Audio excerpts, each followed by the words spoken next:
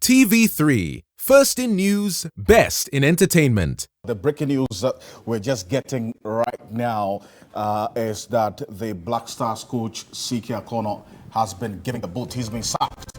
Let's get into it now quickly. And the general manager in charge of digital and also acting media news, he's a renowned sports journalist with global appeal. Michael Oti is joining me in the studio. So did you see this stuff coming? I mean, with what we're hearing right now? I have to say, I was in two minds, but I did notice on Saturday that I heard from a lot of sources that at the very highest level, CK was gone and that the president of the Football Association and a number of high-ranking officials had made a decision that it was time to part ways with CK Akonnor, regardless of the consequence. Now, about less than 30 minutes ago, precisely 24 minutes ago, the GhanaFA.go, the official website of the Ghana Football Association, issued a very short statement, basically 3 paragraphs.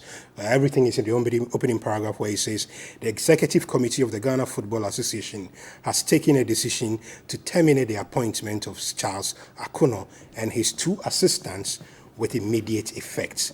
They say that this follows, so to reiterate, to terminate the appointment of Charles Akonnor and his 2 assistants with immediate effect. Now, this would include David Duncan, the Ghanaian, and an expatriate coach who is part of that assistant team. They say that they've taken the decision after studying the technical reports that the coach brought off the back of the 1-0 win over Ethiopia in Cape Coast and the 0-1 loss against South Africa exactly a week ago, which we reported on extensively. So there were a lot of rumors that this will happen last Friday. The executive committee meeting didn't happen then.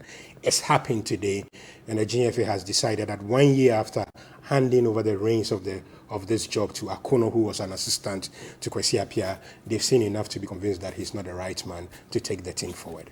So how does it look like? I mean, going forward. I mean, you're one who is very, very close to the leadership of the GFA and the kind of conversations from Friday up until now that this decision has been communicated. How does the future look like? I think there will be a number of things that needs to be done. Obviously, Ghana has 2 crucial games against Zimbabwe in October. Now, those games are deemed must-win games, one in Harare and then one in Accra here. My thinking immediately is that with the 2 assistants gone, then the only other options involved may be to put in the technical director of the GFA, Ben Alipe, in, or pick a coach. My thinking is that a lot of the times immediately you want somebody who understands the team and knows the system a bit. Now, whatever it is, Ghana needs to get its act together as quickly as possible. That decision needs to be made with significant speed in order that the process and the preparations for the Zimbabwe game can happen. After Zimbabwe, there are 2 games in November. There are so many back-to-back games that Ghana really hasn't got the luxury, the appeal, the time, anything to work its way. And then afterwards, anything can happen. But my thinking is that there will be a stopgap measure and then the process of finding a substantive replacement. I have a strong feeling it will be an expatriate coach who will begin.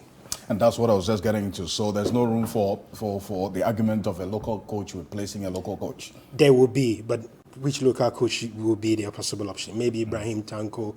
I am not sure. People may mention Samuel Bodo. Is he good enough at this stage to make the step up from Accra House of Folk to that level?